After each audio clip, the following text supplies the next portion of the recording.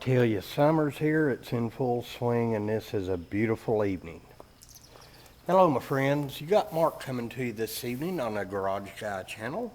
Today is Friday, June 28th, 2019. The title of this video, Glock 26 Gen 3, 1 year later, and like the title of my initial video 1 year ago, I said sweet and simple.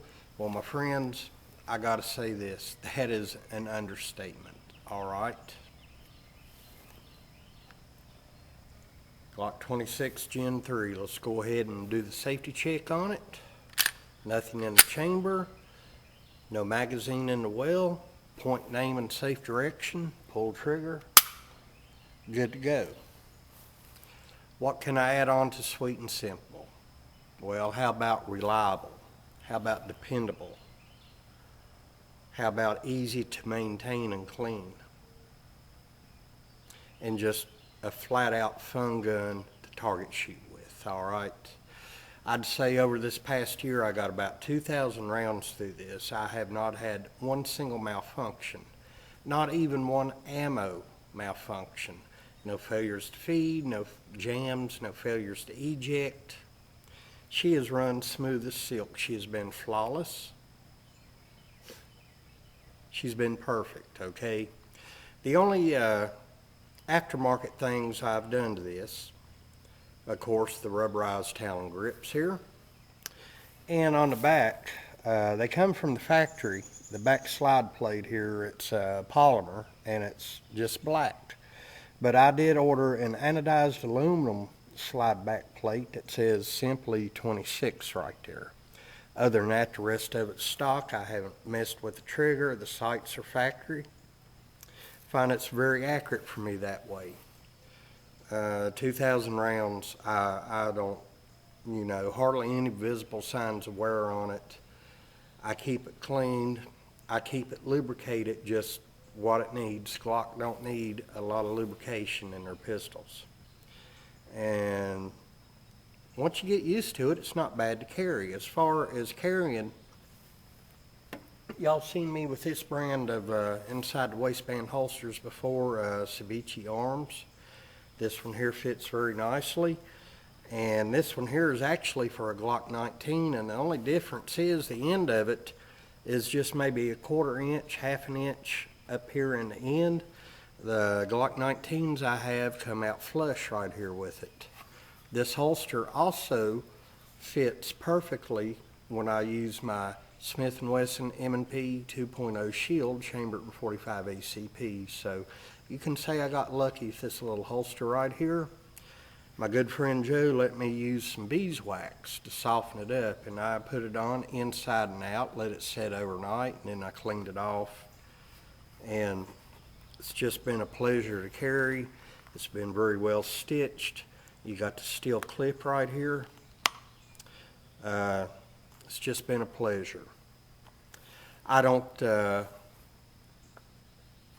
use a 26 when I carry outside the waistband. I really don't see no need for it when I already got the 19. So, and the 26 isn't that much smaller. So, inside the waistband concealment, truck gun. Also would like to mention a good YouTube friend of mine, Vlog Moore. I gave him a shout out last year during the initial video, and his video, he stated all the purposes you could use a 26 for, and I couldn't have said it any better myself. Home defense, what have you. Get 17 round Glock 17 mags put in here. They're interchangeable. But, Mr. Vlog Moore, here's you another shout out, my friend. I still go back and watch that video once in a while. Keep up the good work, all right? This is, like I said, just been a really fun gun to shoot. And I have been fortunate enough not to have had to have used it in a self-defense situation. Nobody wants to go through that. Now, I've tried all kinds of ammo through it, steel case Tula, blazer brass, the Sig Sauer 9mm rounds. I've had full metal jacket, target rounds, hollow points, plus Ps. And I find that the rounds it likes the most, that's not 115 grain target rounds, are these right here. Winchester White Box, 124 grain NATO rounds. Now these are full metal jacket, and it does say target here on it, but you know, 124 grain, you really can't tell much difference shooting it in this 26, but when I do have it loaded up and everything here in my vehicle or on my person, this is what's in the magazines right here.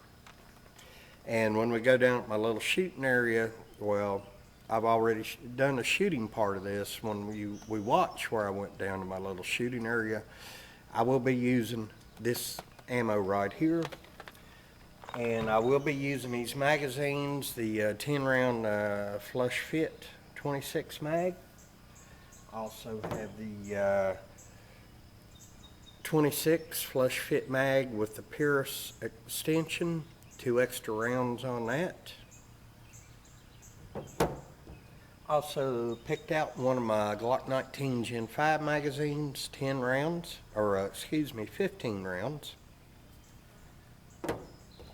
And the Glock 17 magazine, 17 rounds. So I'm going to fire each magazine and we'll see how she does. And believe me, I had a lot of fun doing that part of the video already. So, ooh, we got SpongeBob here and the carrying case and all this good stuff. Of course, I do have the Glock 48 here, and I will tell you why after we watch the shooting part of the video. So why don't we do that now, okay? Catch you in a minute. All right, my friends, what do you say we do this?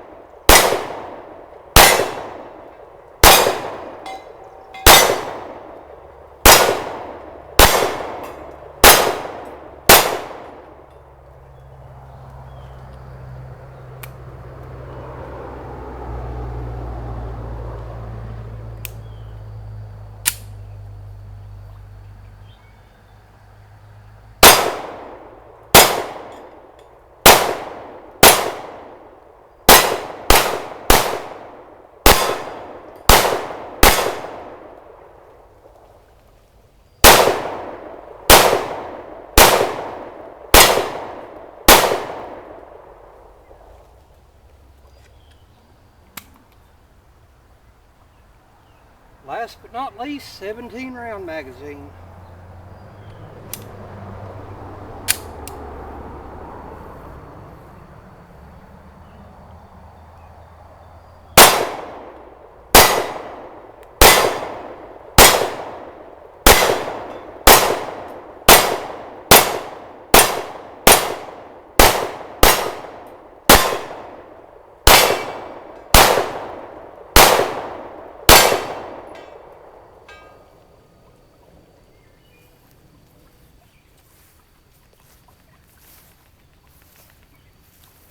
No problems whatsoever.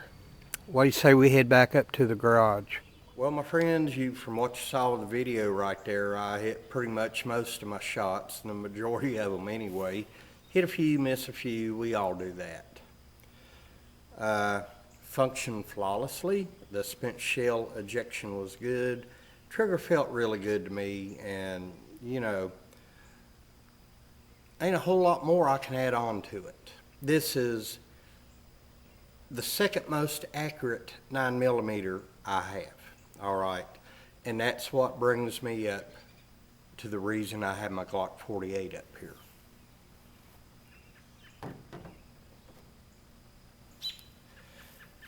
Glock 48, I call it a Gen 4.5. Watch the initial video I made on this a few months back and you'll find out why.